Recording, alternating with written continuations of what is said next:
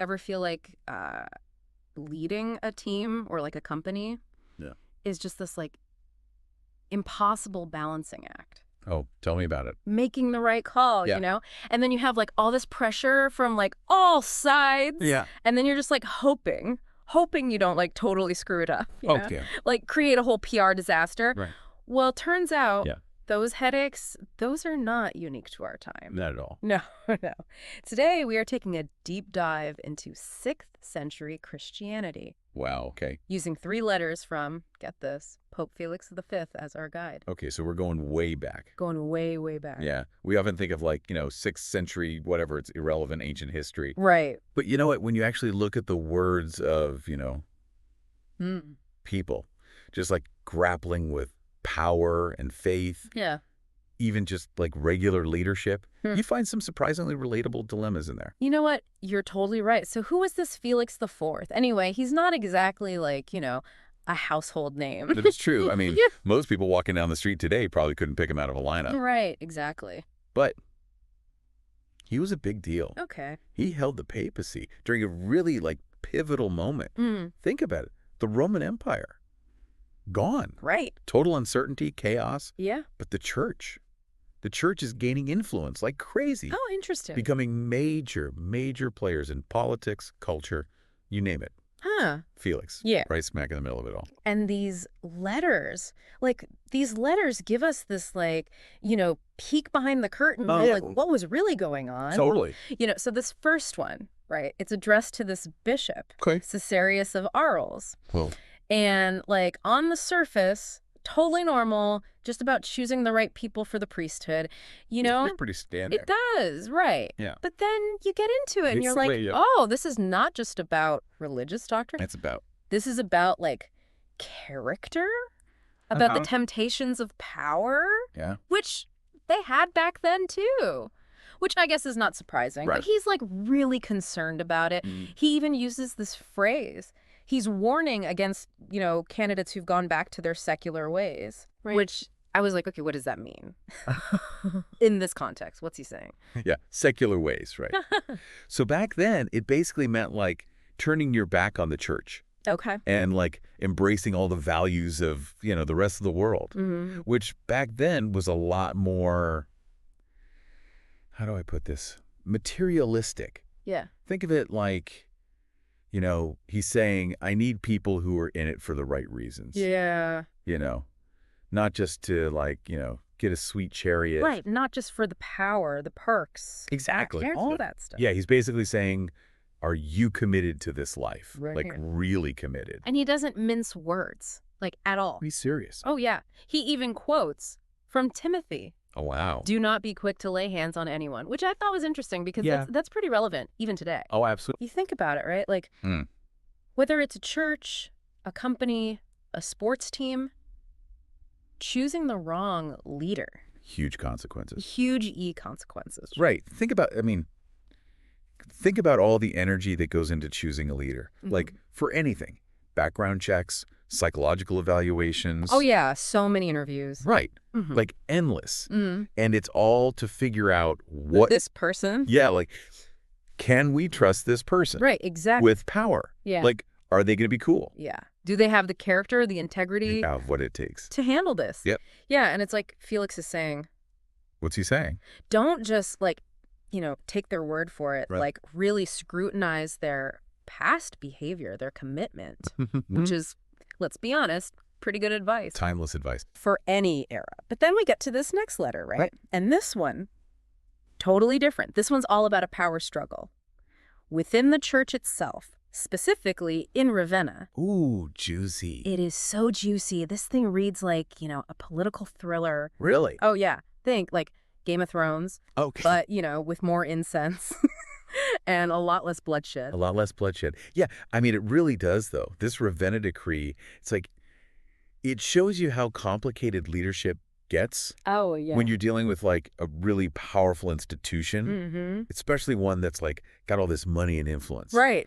So you've got Felix, and he's trying to, like, assert his authority, Oh, okay. but he's, like, totally walking a tightrope. Because it's not just like a theoretical debate, Oh, no. This is real. He's getting reports of like, financial shenanigans clergy are, like, living it up. Living the high life. Instead of helping the poor. And he's like, nope, not on my watch. Right. He's like, this is not what we're about. Not at all. And then he's like, and another thing. Okay. Clergy attending spectacles. Like, what? Yeah, it's kind of a weird detail, right? It's so specific. But it's actually super revealing. Okay, I'm intrigued. Tell me more.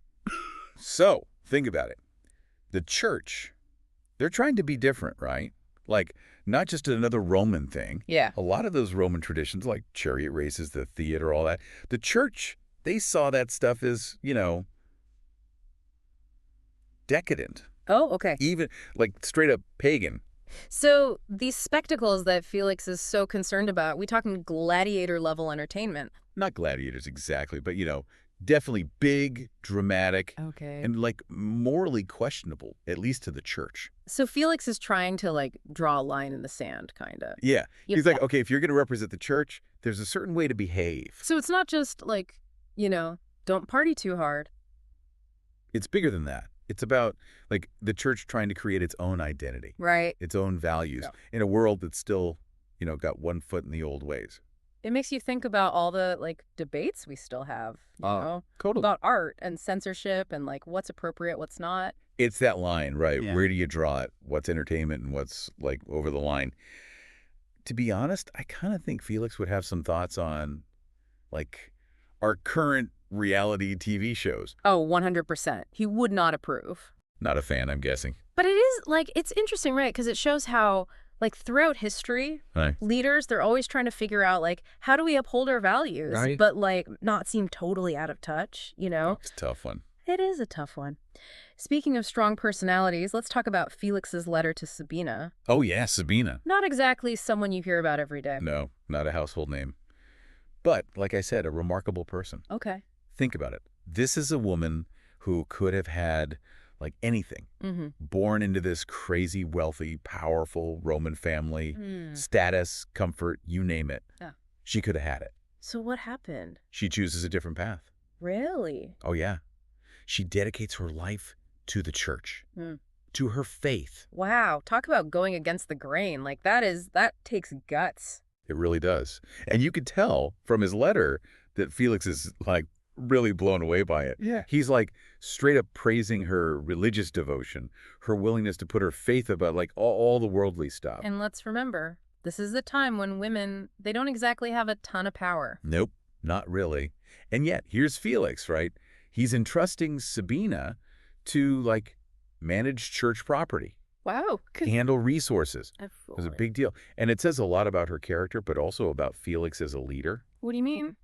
He's not afraid to, recognize talent, dedication, even if it means, like, shaking things up a bit. So we've got this pope who's, like, totally wrestling with how to pick the right people. Yeah. He's trying to get rid of all the corruption. Right. And then he meets this woman, Sabina, and she's, like, the embodiment of everything he's been looking for. She's walking the walk. Totally. Yeah. And it's just, I don't know, I love that. It's like he's finding inspiration in the most unexpected places. It's like these 3 letters, right, they're not just about, like, church politics or ancient scandals or whatever. Right. They're about, like, these deeper things, Totally. These questions about power and integrity and, like, actually living up to what you say you believe. It's that age-old struggle. It is, right. And, like, we're still dealing with all that, even now. Oh, yeah, for sure. It's, like they say, the more things change. The more they see the same. Exactly. I mean, we might not be over here arguing about, like, chariot races. Although, that would be kind of fun. Okay, yeah, true. Maybe a little chariot racing every now and then. Right. But seriously, the core issues, they're basically the same. Yeah, you're right.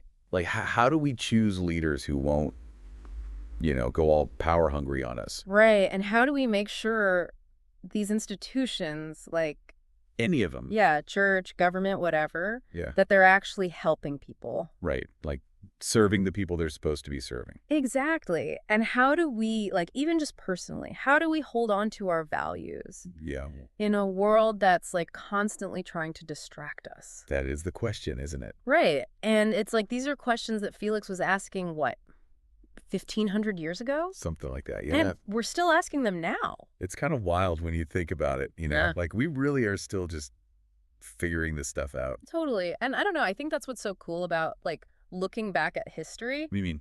It's like by seeing how someone like Felix, right, like how he handled all this stuff, Yeah. it helps us figure out how to handle it in our own lives. Right. It's like this roadmap almost. Not a perfect one, obviously. Definitely not perfect. But yeah, it's like history gives us all these examples, Yeah. successes, failures, and we can learn from all of it. Totally. I'm all about learning from the past, especially other people's mistakes. Always a good strategy. Right. So, big picture, what can we take away from this deep dive into the world of Pope Felix IV? I like to think he'd appreciate us calling it a deep dive, by the way. I hope so. But yeah, what do you think? I think even though these letters are, ancient, Super old. the stuff they talk about, it's like incredibly relevant. Like we were just saying, Yeah. we're still having the same arguments, still making the same mistakes. Still trying to figure it all out. Exactly. But maybe by studying these people, their stories, they can help us be a little wiser. A little more, what's the word? Ethical. Ethical. Yeah. Yes. Like make choices we can actually be proud of. Now you're talking. Yeah. It's all about finding that courage Yeah. to do the right thing, even when it's hard. Yes. 100%. Well said. Well, on that note, I think we've done about all the deep diving we can handle for one day. My brain is officially full. Mine too. But hey, that's what's so great about history. There's always more to learn. Until next time, everybody, keep exploring, keep asking the tough questions, and most importantly, keep diving deep into the past. You never know what you might find.